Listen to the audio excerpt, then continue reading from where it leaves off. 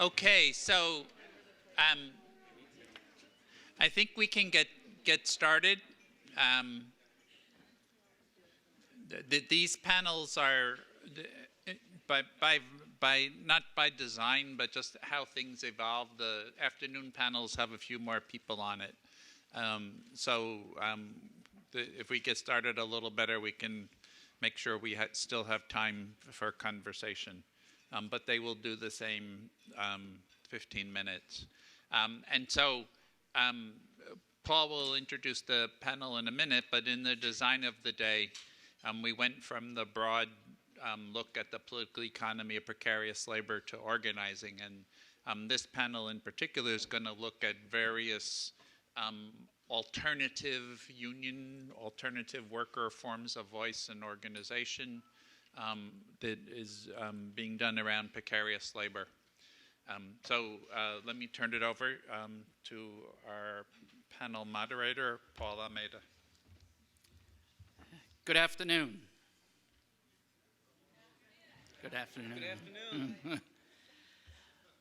So we're going to kind of get into the weeds here a little bit. All of the full bios are in your materials, but I'm going to give a brief summary, and they're going to go in the order that I do the intros. Before I do that, I just want to say I think the table has been set with the first two panels that we had this morning. And now we're going to get into some specific examples and specific cases. One of the backdrops that I would like to just mention is that we heard a lot this morning about where we're at and what the situation has in store for us regarding the precarious work and surviving in these difficult times. I think there are some answers that are already out there, and they have existed for the movement with some of the unions that have been around for over 100 years. And those unions are in the building trades, the arts and entertainment, and the Teamsters, who have worked in this kind of precarious gig economy. The common thread that has saved those workers is a benefit package and the ability to negotiate about wages, hours, and working conditions. In all of those sectors, they have a different employer in some cases every single day, and they live in this world of jumping around from jobs. So I think there's some stories or some examples that already exist. So without further ado, I'm going to do a brief introduction of the panelists, and then we'll hear from them and we'll get into the Q&A. The first speaker is Jose Garza. Jose is the Executive Director of the Workers' Defense Project. Garza started with the Workers' Defense Project in January of this year. He is a native Texan and has devoted his career to fighting for working families and immigrant families. Jennifer Rosenbaum. Jennifer will be the second speaker, is a Robino Foundation Visiting Human Rights Fellow for the 2016 academic year, where she focuses on human rights, approaches to raising standards for low-wage workers on a global supply chains, both global production networks and global labor subcontracting chains. Ellie Kugler is the Director of Policy at the National Domestic Workers Alliance. She leads the organization's federal policy work around direct care and child care, supporting organizing and campaigns by and for direct care workers. Shannon Garth Rhodes is the communications coordinator for Fight for 15, the Western region. Shannon started in the Fight for 15 in St. Louis, Missouri, for their very first fast food strike in May of 2013. And our last speaker this afternoon will be Janice Fine. Janice holds a PhD in political science from MIT and is Associate Professor of Labor Studies and Employment Relations at the School of Management and Labor Relations at Rutgers University. So without further ado, Jose? Sure. Thank you so much. Construction is one of the original forms of precarious employment. Uncertainty, low income, and limited social benefits have all been hallmarks of work in that industry for a long, long time. In Texas, the demographic realities and the political realities make construction even more precarious. We have incredibly low union density, a hostile political environment for working people. And in Texas, according to a study done in collaboration with the University of Texas, at least 50% of the construction workforce is undocumented. As a result, Texas has the deadliest construction industry in the country. We lose a working man or woman to that industry every 2.5 days. In Texas, over 60% of the workforce has never received basic safety training, and 1 in 5 have suffered an on-the-job injury that requires medical attention. We're still up to 50% of working people in the construction industry earn poverty-level wages, and 1 in 5 have been victims of wage theft. Good afternoon. My name is Jose Garza, and I'm the Executive Director of Workers' Defense Project. And even in that incredibly challenging environment, for over 10 years, Workers' Defense and our members have been fighting and winning on behalf of working families throughout the state. We have recovered millions of dollars in wages, provided life-saving safety training to thousands of working people, won policy victories at the state and local level that raise standards for working people, and elected worker-friendly candidates. And you may be wondering how we've done that, and that question, I think, is particularly relevant going into 2017, because as I woke up the day after the election, it occurred to me that the country looks a lot more like Texas does starting into next year. And I do think that there are some lessons that we have learned that may be useful to all of us as we look to our future. The first thing that we have done relentlessly is organize. We have invested in it. We believe deeply that by building people power, we can build economic power, and by building economic power, we can build political power. We have not been afraid to confront companies, corporations, and our elected officials in the street. And that, I think, has given us some momentum and some credibility. We've also innovated some important programs that have allowed us to change the structures around the construction industry. One such program is called the Better Builder Program.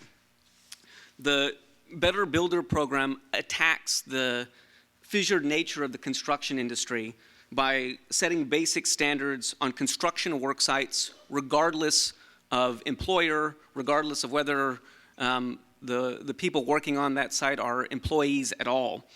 The Better Builder Program also has the added benefit of being a revenue-generating model for our organization. So the more wins we have with that program, the better able we are to sustain and build on our people power. Since 2012, 8 private employers have signed Better Builder agreements, and those agreements have resulted in good, safe jobs for close to 9,000 working men and women in the construction industry in the state of Texas. Starting last year, Workers' Defense Project pivoted to a new phase of our Better Builder campaign and efforts. In addition to focusing on the private sector, we have realized that obviously the public sector is an incredible consumer of construction. And so we have demanded that when local governments, when school boards, when city councils, when county governments spend our money on construction projects, we have demanded that they create good, safe jobs. The basic tenets of the Better Builder Program is that everyone on the work site, regardless of employer, must earn at least a living wage. They must receive basic safety training, OSHA 10, OSHA 30 for supervisors. You may know that Texas is the only state in the country where employers can opt out of the workers' compensation program entirely. So not only are they not part of the state's program, but they also don't carry private workers' compensation insurance. So on Better Builder sites, all employees, all working people must be covered by workers' compensation. And then finally, third-party independent monitoring to make sure that, that the developers are living up to the bargain that they've struck. So it is one model that has been successful for us. We are in the midst of campaigns in Dallas. We are opening an office in Houston, Texas within a month, and hope to be beginning that work in Houston as well. And I will also mention that we are currently in the process of doing a study throughout the southern United States to ascertain what working conditions are like in Miami, in Nashville, in Atlanta, and in Charlotte, in Dallas and Houston. We'll be releasing the results of that study early next year. And our hope is that the facts that we find can form the factual basis with which we can begin conversations with policymakers throughout the U.S. South. So we think there is incredible promise for that model and for some of the lessons we have learned in the state of Texas. I should stop and say that we have not done this alone.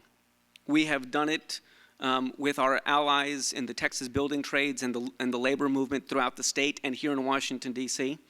We have done it in collaboration with faith leaders throughout the state, and we have done it in collaboration with employers who understand that investing in working people is not only the right thing to do, but the smart thing to do, and understand that if their competitors are cheating, they can't compete.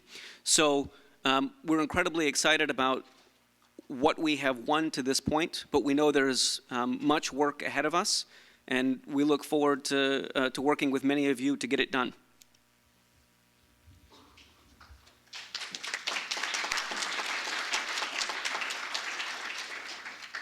Jennifer? Well, thanks to everyone. It's an honor to be here on this panel, particularly with these organizations who have been, in my mind, for the last decade, responding to the call that President Weingarten made this morning, that we're going to organize in the hardest places, irrespective of where the law goes, and with a broad alliance with the labor movement, social movements, community groups, and bring our best to the darkest underbelly of the labor markets.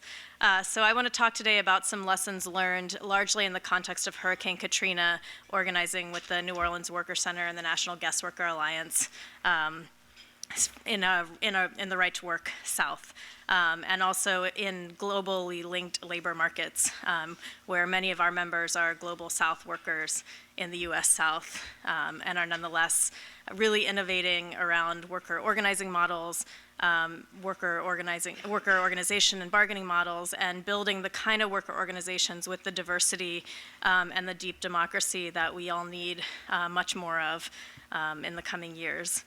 So the argument I want to make today is that looking at immigration status is important as an element of precariousness. Immigration law is often thought of as a national prerogative, and it's about people moving or refugee crises. But in many ways, immigration law is structuring labor markets. It's creating a global labor market for many jobs that used to be a very local labor market. And it's setting the rights of workers within those labor markets.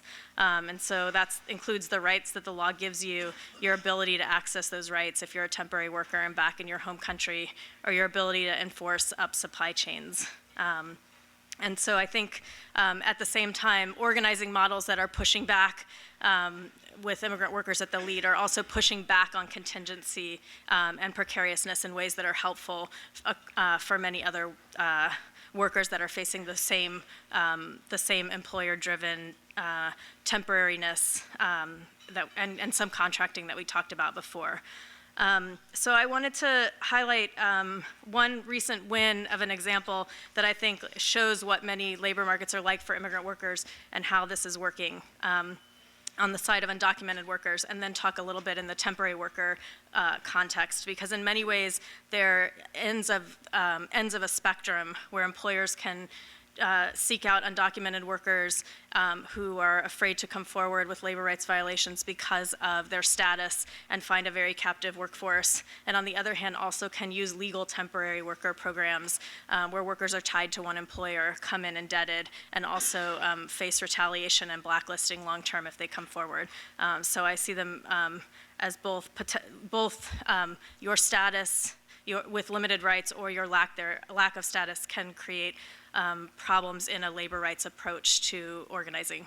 So as one example of what the precarious workforce looks like and how the structure of employment as well and the fissured nature of employment as well as immigration status intersect.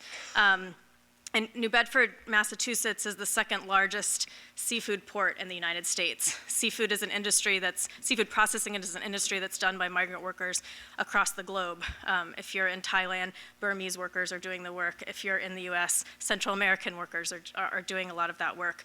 There's about 3,000 workers in that sector, and they work for about 15 temporary agencies that then source across the seafood processing sector. These are low-road temporary staffing agencies. There's class action wage theft litigation going on for transportation fees. Workers have brought EEOC charges for egregious sexual harassment. And there was a hard-won bargaining fight for a Browning-Ferris union at one of the end users. So after a hard-fought organizing drive and multiple National Labor Relations Board charges, workers won a union at one of the places where the temporary agency was staffing them. And they were in negotiating fight with that end user and the temporary staffing agency. So this is a huge victory. In this context, Immigration and Customs Enforcement came in and ran an audit and came up with a list of 700 workers that were going to get fired under its enforcement authority. And using the Memorandum of Understanding, the unions and the community organizations that were working in this context, this was the UFCW and the National Guest Worker Alliance and a number of community partnerships, were able to push back and force Immigration and Customs Enforcement to pull out of the audit across the temporary staffing agency. So not only in the end user where there was the union, but across all of the places that the temporary staffing agency was placing workers.